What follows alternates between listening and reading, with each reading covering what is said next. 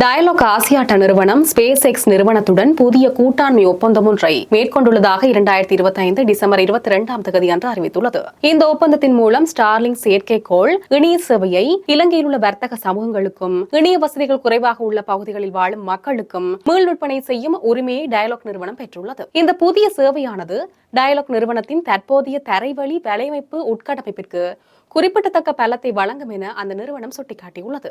குறிப்பாக தொடர்பாடல் வசதிகள் குறைந்த பகுதிகளில் தடையற்ற மற்றும் அதிவேக இணைய இணைப்பை வழங்க இது உதவும். இதன் மூலம் அந்த பகுதிகளில் உற்பத்தி திறனை அதிகரிக்கவும் புத்தாக்க மற்றும் பொருளாதார வளர்ச்சியை துரிதப்படுத்தவும் முடியும் என எதிர்பார்க்கப்படுது.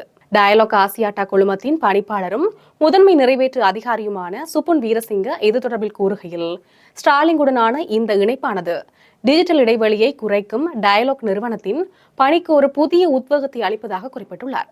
இலங்கை முழுவதிலும் உள்ள வணிகங்கள், நிறுவனங்கள் மற்றும் சமூகங்களை வலுப்படுத்தும் அவர்களின் முயற்சிகள் இதன் மூலம் மேலும் பலப்படும் என்றும் அவர் வலியுறுத்தியுள்ளார். ஸ்டார்லிங்க் சேவைகள் விரைவில் டயலாக் நிறுவனத்தின் வணிக தீர்வுகள் பிரிவின் ஊடாக வர்த்தக வாடிக்கையாளர்களுக்கு கிடைக்கும்.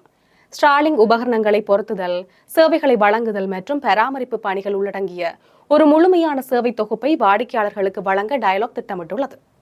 இலங்கை தொலைத்தொடர்பு ஒழுங்குமுறை ஆணையம் 2024 ஆகஸ்ட் மாதத்தில் இலங்கையில் தொலைத்தொடர்பு சேவைகளை முன்னெடுப்பதற்கான உத்தியோகபூர்வ ஸ்டார்லிங்க் நிறுவனத்திற்கு வழங்கியது.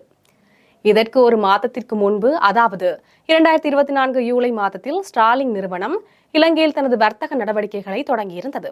அத்துடன் சிங்கர் ஸ்ரீலங்கா நிறுவனமும் ஸ்டார்லிங்க் விநியோகஸ்தராக பதிவு செய்யப்பட்டுள்ளது. உதாரணமாக கூற வேண்டுமானால், டிஜிட்டல் இடைவெளியை குறைப்பது என்பது ஆழமான பள்ளத்தாக்கின் இரு பக்கங்களையும் இணைக்கும் ஒரு பாலம் போன்றது. டயலாக் மற்றும் ஸ்டார்லிங்க் இடையிலான இந்த தொழில்நுட்ப கூட்டாண்மை ஒரு பாலத்தை அமைத்து நவீன இணைய வசதி சென்றடையாத தொலைதூர கிராமங்களையும் உலகளாவிய டிஜிட்டல் பொருளாதாரத்துடன் இணைக்க உதவுவதாக தெரிவிக்கப்படுகிறது.